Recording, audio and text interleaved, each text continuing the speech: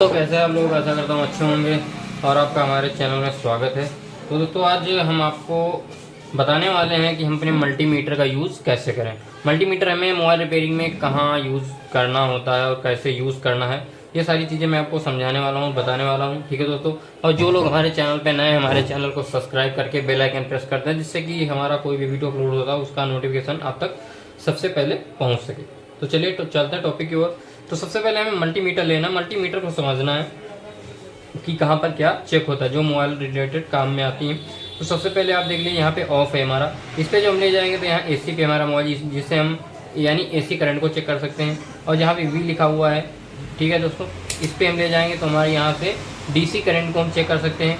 इस पर हम ले जाएंगे तो इस पर हम अपना रजिस्टेंस जो ओम और किलो ओम में होता है उसको चेक कर सकते हैं। और इस मोड में जब हम जाएंगे डायोड मोड में हम रीडिंग को यानी फुल डिस्टेंस जिसे बोलते हैं चेक कर सकते हैं। और यहाँ पे जब इसको हम एक बार और प्रेस कर देंगे तो ये हमारा बजर मोड हो गया। तो यही पॉइंट हमारे जो चार हैं, इसी पे हम लोग ज़्यादा मोबाइल रिपेयरिंग का काम इसी में ज़्यादातर आता है। ठीक है दोस्तों, तो अब मैं आपको बताता हूँ कि इसे हमें चलाना कैसे, चेक कैसे करना। मान लीजिए हमारा कोई भी कंपोनेंट है, उसे हम कैसे चेक करेंगे। तो एक तो दो तरीके से इसमें चेकिंग की जाएगी। नंबर एक है, जैसे हमें कोई पॉइंट ग्राउंड से चेक करना है कि ये ग्राउंड से है या कैसे है, तो उसके लिए हमें सबसे पहले बजर रेंज पे मीटर को हमने लगाना है। और इसमें दो प्रोब होती हैं, एक होती है लाल और एक होती है काली। तो लाल प्रोब जो होगी वो हमें मल्टीमीटर में कहीं भी ग्राउंड कर देनी है। ठीक है दोस्तों, तो इस तरीके से अगर कोई भी ये ग्राउंड से जो भी कंपोनेंट होगा वो बीप देगा। जैसे कि हम प्रोब को प्रोब से लगा रहे हैं तो ये बीप दे रहा है। अब इसमें कंपोनेंट चेक करेंगे जो हमारा ग्राउंड से होगा, जैसे डायोड हमारे होते हैं, कैपेसिटर होते हैं, ये ज़्यादातर हमारे यानी एक तरफ ग्राउंड से और एक तरफ से यानी पैरेलल में लगाए जाते हैं। तो जैसा कि हम चेक कर रहे हैं तो ये कैपेसिटर यहाँ पे लगा हुआ है, एक तरफ से ये कुछ नहीं बता रहा है और एक तरफ से ये बीप दे रहा है, यानी एक तरफ से ग्राउंड से जुड़ा हुआ है। इस प्रकार से हम मल्टीमीटर से चेक कर सकते हैं। और इससे सॉर्टिंग भी चेक करते हैं। सॉर्टिंग कैसे चेक करेंगे कि जब हम मल्टीमीटर से एक तरफ मान लीजिए हमारा बीप दे रहा है, अगर ये दूसरी तरफ भी बीप दे रहा है, इस तरफ नहीं दे रहा है, अगर देगा तो ये हमारा कंपोनेंट शॉर्ट है। ठीक है दोस्तों, अगर ये कंपोनेंट ग्राउंड से दोनों तरफ से बीप दे तो ये हमारा शॉर्ट है। और कुछ सेक्शन हमारे ऐसे होते हैं, जैसे नेटवर्क सेक्शन हो गया हमारा, इसमें हमारे कंपोनेंट ग्राउंड से लगाया जाता है, यानी दोनों तरफ से बीप देते हैं। ठीक है, लेकिन ये यहाँ पे हमारा कोई कंपोनेंट यानी ग्राउंड से नहीं है, एक तरफ भी बीप दे रहा है और एक तरफ। तो इस प्रकार से हम डायोड की और इसकी पहचान भी कर सकते हैं, डायोड की और कैपेसिटर की। ठीक है दोस्तों, और यहाँ पे कंपोनेंट लगे हुए हैं जो एक तरफ से ग्राउंड है और एक तरफ से ग्राउंड नहीं है। ये कैपेसिटर है, ये भी ग्राउंड है एक तरफ से और एक तरफ से ग्राउंड नहीं है। उसके बाद में अब हमें इसकी JR वैल्यू चेक करने के लिए हमें डायोड मोड पे लगाना पड़ेगा। इससे आप लाइन भी क्लियर कर सकते हैं कि हमारी लाइन क्लियर है कि नहीं, क्योंकि जब हम लाल प्रो को ग्राउंड करेंगे और इस पर जिस तरफ बीप दे रहा होता उस तरफ कुछ ये मान लीजिए कुछ नहीं बताएगा, कुछ भी रीडिंग नहीं दे, और जिस तरफ ग्राउंड नहीं उस तरफ आपको रीडिंग मिलेगी।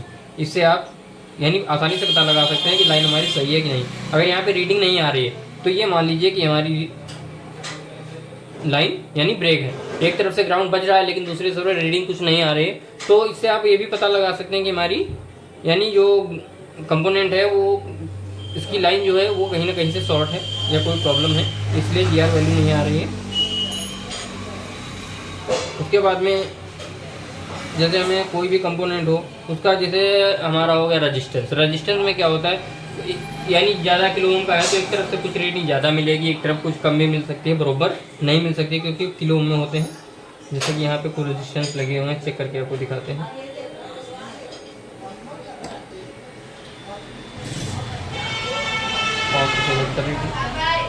एक तरफ देखिए कितनी देर है, 1387, 577, एक तरफ से वही मैंने बताया ना। जैसे ज़्यादा किलो में होंगे, 1 किलो ओम से ऊपर जो रेजिस्टेंस होंगे वो कभी कभी यानी करंट वोल्ट जो हमारे JR वैल्यू होती है वो बराबर नहीं बताते। और जब हम इसको चेक करेंगे कि हमारी DC वोल्टेज जो मोबाइल में कितने आ रहे हैं, तो उसके लिए जैसे मान लीजिए अभी इसमें करंट तो नहीं आ रहा है लेकिन मैं आपको बता रहा हूँ। तो DC पे जब हम लगाते हैं तो मल्टीमीटर को एक पॉइंट हम कहीं भी ग्राउंड कर देंगे, क्योंकि नेगेटिव जो पॉइंट होता है हमारा मदरबोर्ड में चलता रहता है, ऑल पूरे मदरबोर्ड में। ठीक है, उसके बाद में प्लस से हम जैसे लगाते हैं तो यहाँ पे हमें वोल्टेज बताएगा, यहाँ पे वोल्टेज बताएगा, यानी 3.7 से 4.2 वोल्टेज यहाँ पे इसको बताना चाहिए। बता रहा है तो हमारे वोल्टेज होके इस प्रकार से हम यानी बैटरी वोल्टेज चेक कर सकते हैं। और यहाँ पे रेजिस्टेंस चेक कर सकते हैं इस पॉइंट पे, क्योंकि रेजिस्टेंस में क्या होता है कि दोनों तरफ जब हम अपने प्रोब लगाते हैं तो ये यानी रीडिंग देता है।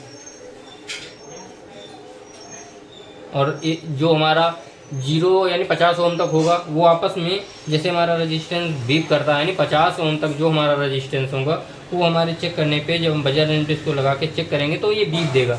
और जो 50 किलो ओम यानी 50 ओम से ऊपर होगा, 1 किलो ओम में चला जाएगा, वो हमारा आपस में बीप यानी नहीं देता है कभी भी।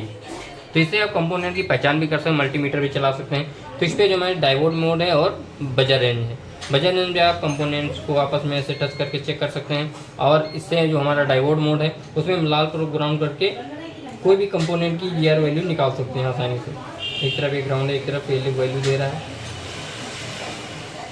ये देखिए इस तरफ वैल्यू दे रहा है और इस तरफ भी है, यानी उतनी ही वैल्यू दे रहा है।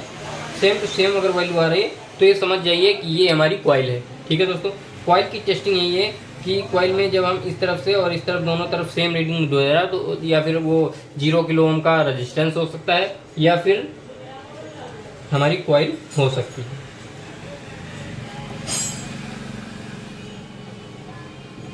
तो दोस्तों इस प्रकार से मल्टीमीटर चला सकते हैं आसानी से, कोई भी दिक्कत नहीं है। बस आपको टेस्टिंग आनी चाहिए, कंपोनेंट की पहचान होनी चाहिए, कोई भी प्रॉब्लम आपको नहीं होगी मोबाइल रिपेयरिंग करने में। ठीक है दोस्तों, तो हमारा वीडियो आप लोगों को कैसा लगा, अच्छा लगा हो तो लाइक करें, शेयर करें, सब्सक्राइब करें हमारे चैनल को। और हाँ दोस्तों, मैं बता देना चाहता हूँ जो लोग हमारे भाई मोबाइल रिपेयरिंग का काम सीखना चाहते हैं तो RPP इंस्टीट्यूट ज्वाइन कर सकते हैं। वहाँ की फ़ीस है 19,200 रुपये, रहना खाना बिल्कुल फ्री है।